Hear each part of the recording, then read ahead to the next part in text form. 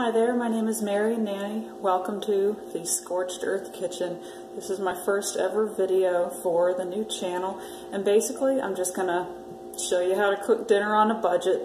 To be honest, I'm kind of not in the mood to cook tonight, but I'm gonna do it anyway because I just got back from a couple of days out of town, and before I went out of town I intentionally ran down nearly everything I had in the house just so that I wouldn't have anything spoil while I was away. So I'm kind of in a position now where I need to. So actually, before I start showing you the recipe that I plan to make for you this evening, I want to kind of give you an idea of where I'm starting from, just to illustrate that it is possible to slap something together for dinner that's actually pretty decent when at first glance it looks like you have nothing at all to work with. So let's go to my pathetic fridge. And here we are. I wasn't kidding. I literally have a bulb of garlic, or like 3/4 of a bulb of garlic, one unchopped onion, some sliced mushrooms that I got on a Woohoo discount at Kroger today, 2 packages of tofu. They keep for a while. I can see the expiration date on the one on top is January 18th, so we're still in good shape there. Package of vegan cheese. I'm a vegan. We'll get into that as we go. And also a jar of tahini for making things like hummus and my sesame dressing. And back there behind it is a package of Vital Wheat gluten. And half a can of cat food. And yeah, my fridge is kind of gross towards the bottom. It's kind of on its last legs. But that red thing right there is just where I temporarily hold compostable scraps. Then over here I got some soy and almond milk, peanut butter, apple sauce, and various condiments, and that's it for the fridge. And then in the freezer I have, let's see, some frozen spinach, some frozen crowder peas, and a couple of containers of chopped sliced veggies. Those are actually zucchini, bell pepper, and kidney beans going from bottom to the top.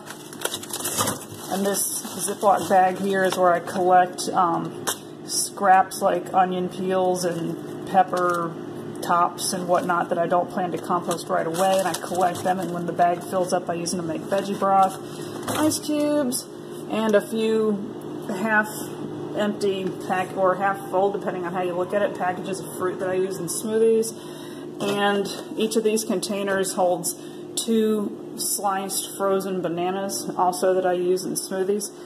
And that is all I have in my fridge, people. Okay, so one other thing that I had taken out of the freezer before giving you the tour of the freezer was this big container of chopped frozen green beans. I do this thing called food share, where every couple of weeks I pay 20 bucks for a huge box of produce, and at the time, early mid-December, I bought them, and I had a pretty good idea that I wasn't going to get to everything before I went out of town for Christmas, so I chopped and froze a bunch of things like this and the other items that I showed you in the freezer. So basically what I'm going to put together this evening is using the items assembled here, the green beans, the mushrooms, 1 package of tofu, soy milk, nutritional yeast, which I buy in the bulk section at Whole Foods once in a great while. One, you know, enough to fill this jar lasts me at least a couple of months. Cornstarch, onion powder, garlic powder, sage, and these crispy balsamic beets as a topping. I'm basically going to make a green bean casserole. It was something I'd been thinking about for a while, so this evening I'm going to run down my fridge, freezer, and cupboard stores even more and make this for dinner. Okay, it's 6:28 right now. I've got everything out that I plan to use, and the very first thing I'm going to do is take that container of green beans, loosely vented, and just throw it in the microwave to thaw.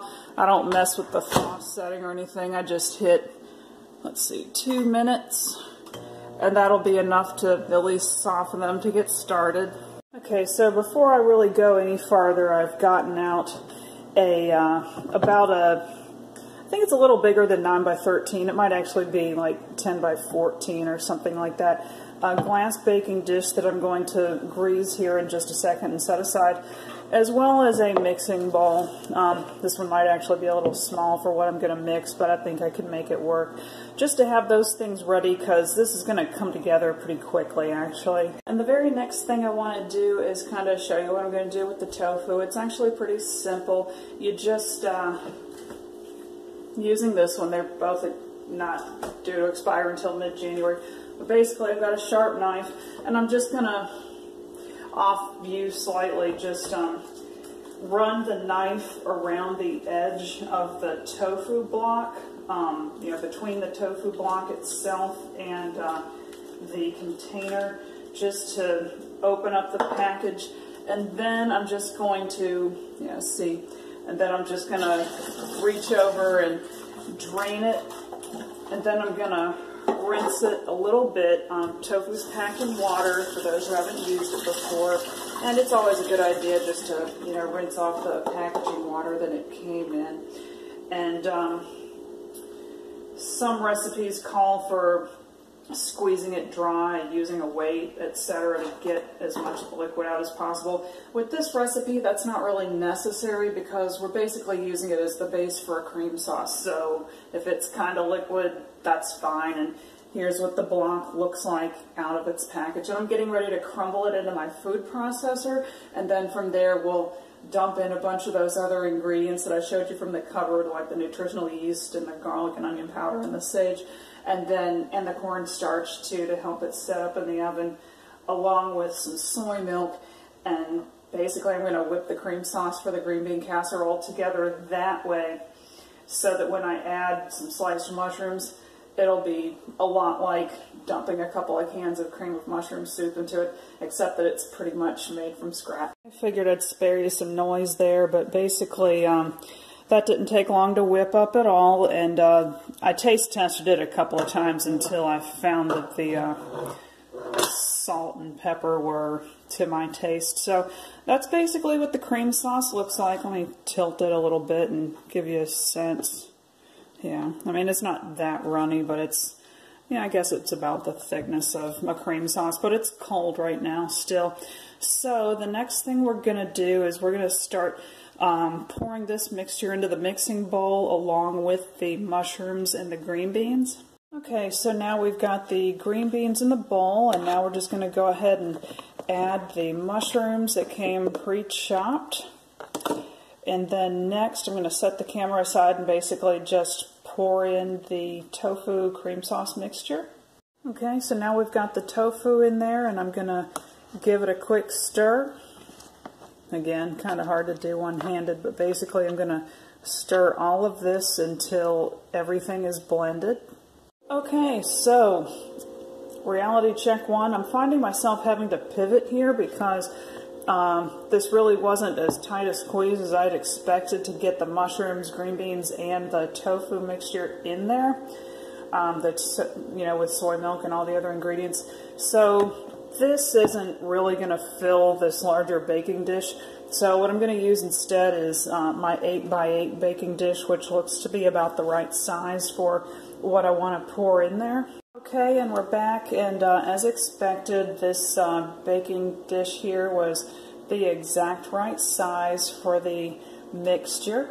So now what I'm going to add for a topping, instead of the regular crispy onion ring thingies that you normally get, somebody brought these to work a couple of months ago, and I tried them. They, I guess, were kind of recommended as a salad topping or something, but I thought they were really neat, and I thought they might make kind of an interesting alternative green bean casserole topping. So that is what I'm trying today: balsamic crispy beets.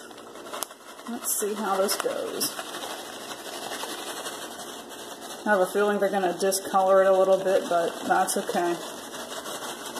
Maybe I'll be lucky and they won't. And regardless, I've tried them already. They taste good.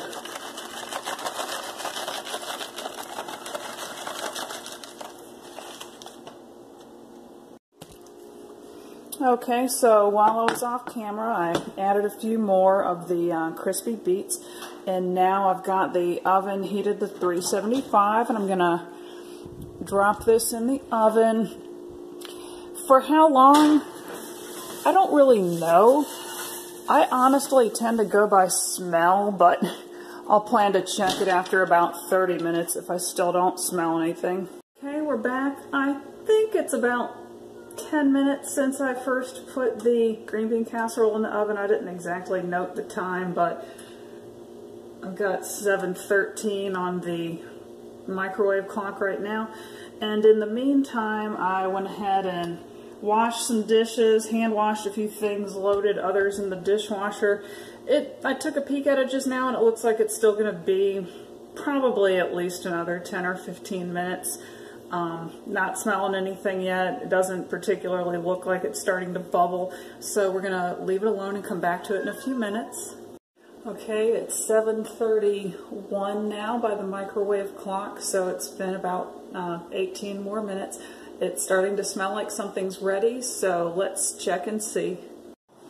Okay, so I can definitely see it bubbling. I have a slightly better view without reaching in, but I can see that it's bubbling at the corners. And yeah, and it's smelling pretty ready, and I'm glad that those beet thingies didn't burn. But yeah, I think it's about that time, so I'm going to go ahead and take it out of the oven.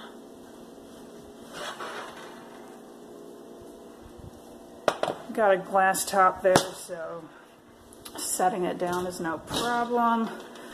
Let's make sure to shut this off, and 7:32. So it literally took an hour and 4 minutes from start to finish to produce this. And you know, you could serve it as a side with some meat, or it could be a one dish, you know, or one pot meal, whatever you want to call it, pretty much on its own. You know, nutritionally with the tofu, you've got adequate protein right there. You've got 3 different veggies in there, the green beans, the mushrooms, and the beets on top. And I think I'm just going to go with that. Okay, so there it is in my bowl. I just like my little pasta bowl thing. It's just kind of a go-to when I want something that's like comfort food. I always put it into one of these big bowls instead of on a plate. I suppose if you really wanted to bulk this up a little bit, you could maybe, you know, just serve it with some bread or make some quick drop biscuits using, you know, basic ingredients like flour, milk, salt, baking powder, and if you wanted to stir in some dried herbs, that would be good too. I'm not going to do that because I just don't feel like it, and I had a pretty substantial lunch, so I don't feel like I'm dying. And that was it. I hope you enjoyed watching. I hope you found it useful, and I look forward to seeing you back here again in the Scorched Earth Kitchen. Thank you.